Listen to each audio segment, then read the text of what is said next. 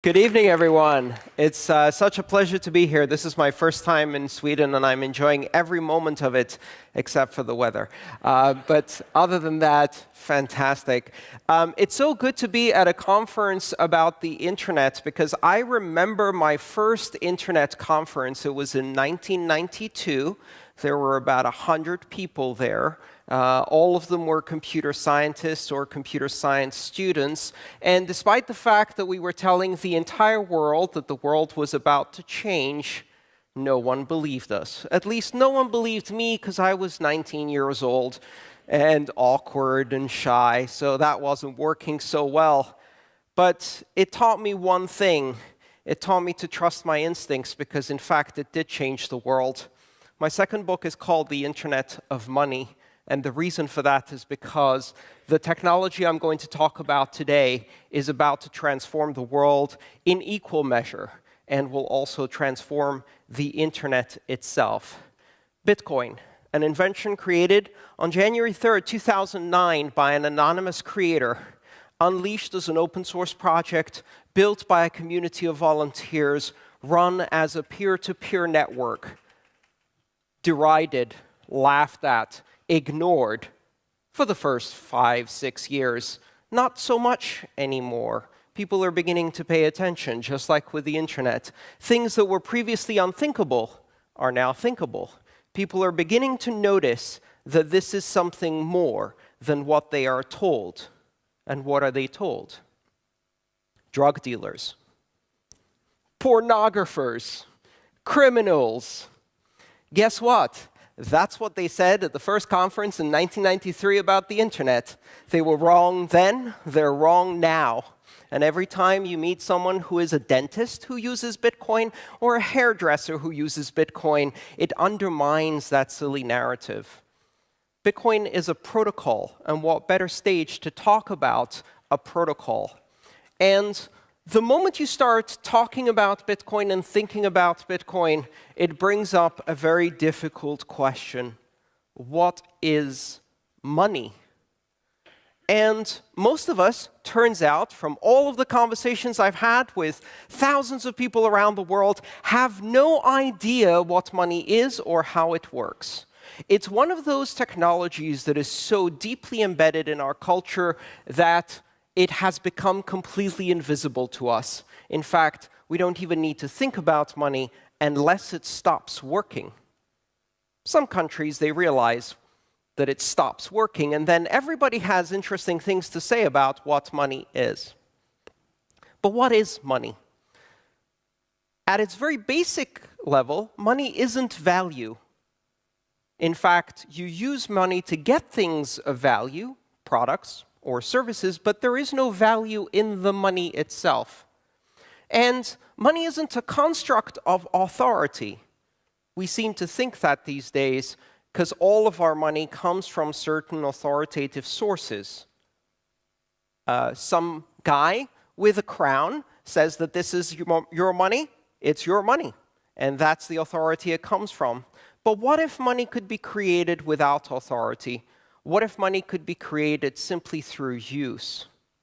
It turns out that what money really is a language. Money is a language that human beings created to express value to each other. As a language, is one of the fundamental constructs of civilization that allows us to exceed what's known as the Dunbar number. The Dunbar number is the maximum number of individuals who can operate in a tribe on the basis of kinship, of acquaintance. But if you want two tribes to work together, you need some common bond. And these bonds have included culture, language, religion, and yes, money, a fundamental construct that allows us to exceed the scale of a single tribe and engage in commerce with others on a greater scale.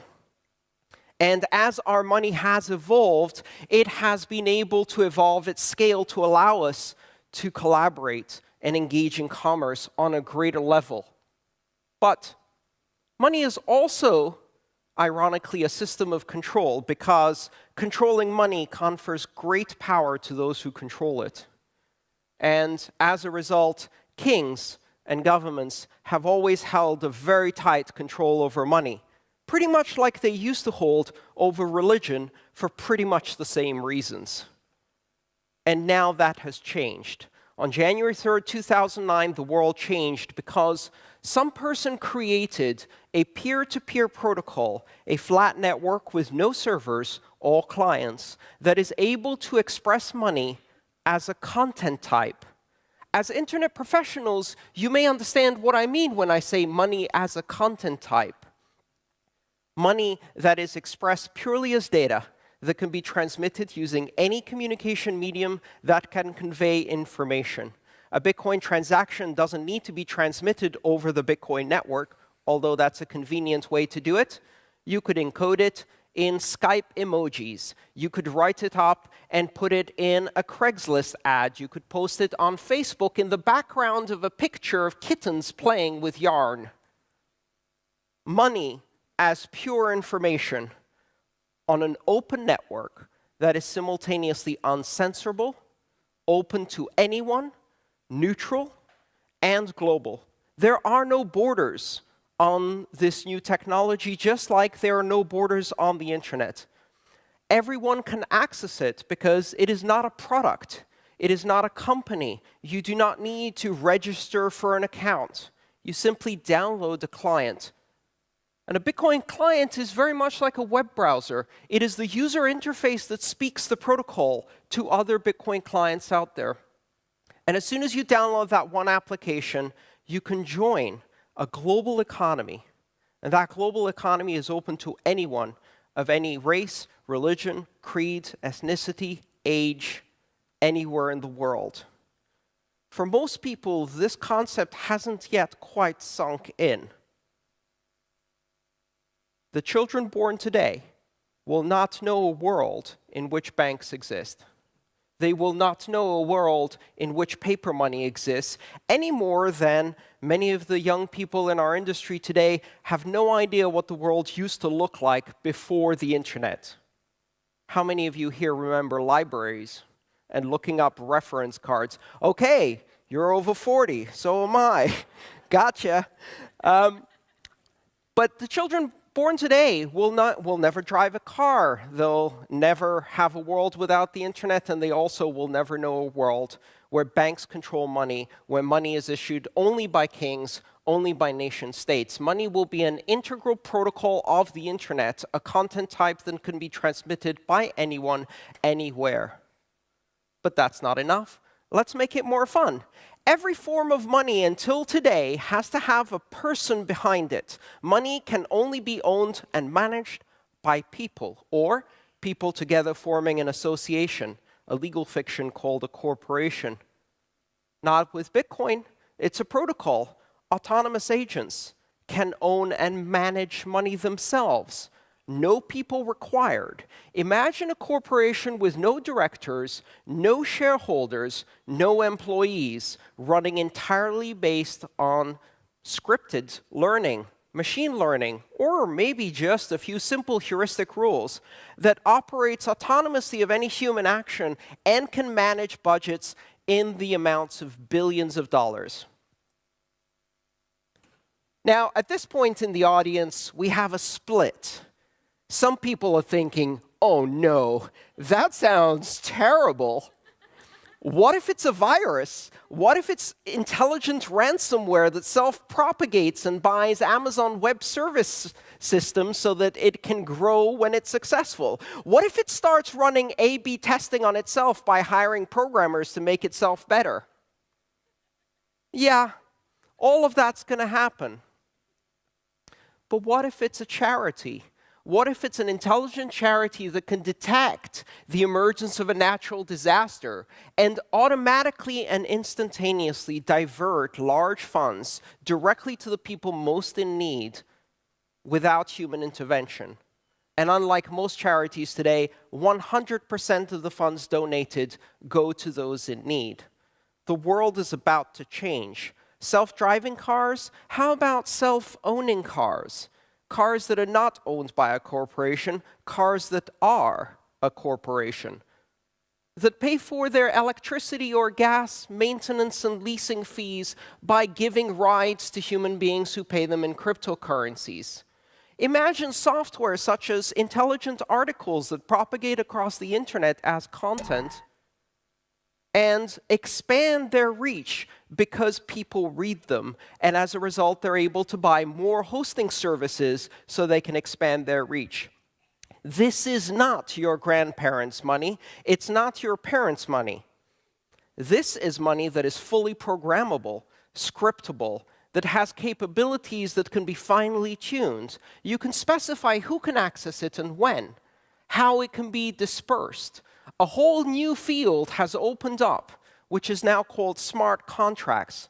This system allows people to program the behavior of entire systems that can also manage money. And money is such a narrow word to describe this, because we use things that kind of look like money all the time, but aren't really money. What about loyalty points, tokens, subway cards, airline miles? What about expression of a fan of Justin Bieber with full access to the catalog of music as a token? What about all of the other brands that can be turned into tokens and made into a global, exchangeable system directly on the internet through this internet protocol? January 3rd, 2009, the world changed. Since then, more than 1,000 other cryptocurrencies have been created using the same recipe, almost all of them open source, and they're expanding in all directions, exploring every possible niche of this ecosystem, every tiny variation in capabilities and features, creating new markets which are raising funds for thousands of startups around the world. Thousands of engineers, software engineers, developers are training to use this new technology. The internet itself is changing very rapidly. Now we have autonomous agents that are using money on the internet, and these are, in many cases, beyond the controls of any jurisdiction. What are the large corporations going to do with this new magical, open, decentralized, neutral, borderless, censorship-resistant network? They're going to say, great, we'd like that, but could you take out the open, decentralized, borderless, neutral, censorship-resistant properties and package it with an SLA, a 12-month license, and control? Control for us. They will take the internet and they will make intranets. They will make closed gardens of boring, stale content that is fundamentally insecure, that sits in the backyards of corporations, adding a tiny bit of value, but outside of the participation of the global community, insulated from the wave of innovation that is happening all around us. They will create these intranets. They will claim victory. They will turn around and they will say, we invented blockchain. And they will be wrong, and they will fail. Because the real principle, the real exciting thing about this technology, it's not the blockchain, which is a database artifact that is created out of this protocol. It is the ability to achieve distributed consensus among parties that don't trust each other across great distances, without any central party, without any authority, without any intermediary. And that consensus from the outside looks chaotic. It looks messy. It looks weird. Well, everyone in this room already knows something that is open, flat, weird, and is not understood by corporations. The internet. We already did it once. We're going to do it again. And this time, we're going to bring the entire world with us. In the background of this grand story, there's another story that's playing out. After 25 years of the internet, it still takes 3 to 5 days to send money from here to a country that's not in Europe. It will still cost you $30, $40 to send money. And that's only if the country you're sending it to isn't a poor country, in which case it will cost far more and take far longer. a giant network of centralized, closed, corrupt systems that are sucking money out of the poorest people on this planet. In 2017, 2.5 billion people do not have access to banking. That means they have zero access to banking, cash-based only, and that's only counting heads of household, not their spouses, not their children. Clearly, they don't matter. That's according to the International Monetary Bank. Now, imagine what happens if you bring banking to an app, to a $20 Android, to everyone who has a smartphone. 3.5 to 4 billion people are on the internet today. Just over 1 billion people of those have banking, have full access to financial services. We're going to bring it to the other 6 billion fast. And this is going to change the world faster than the spread of cell phones. Imagine a $20 Android landing in a village in Kenya, and it's no longer just a communications device. It's a bank. Not a bank account, a bank. It can wire and receive funds from anywhere in the world. It can do lending or receive lending for a mortgage, to buy seeds for a field, to bring disaster relief. It can internationally connect every person on this planet, and we can do this within the next 10 years. The world will radically transform when you bring the capability of a broad economic inclusion to everyone in this world. Now, you would think that banks want to do this. You'd be wrong. It's not really profitable serving people who have little money, little connectivity, no access to ID in oppressed countries with terrible governments. Also, in most of those countries, the banks are criminals. They are criminal organizations, or really quite indistinguishable from the local mob. So how do we fix that? Up to now, the approach for all of these technologies, whether it was PayPal or any of the other technologies we've seen emerge in financial technology very, very slowly, was to carefully and politely ask for permission. Bitcoin is not asking for permission. We forgot to do that. And so we will proceed in banking the entire world without asking for anyone's permission. This protocol is now spreading. And if this one gets shut down, a 14-year-old with a copy of my book can rebuild it in a weekend in any programming language and launch it again with its new name. And again, and again, and again, until we succeed. The world is now connected. Finance is now an application, and money is a content type. Welcome to our new planet. Thank you.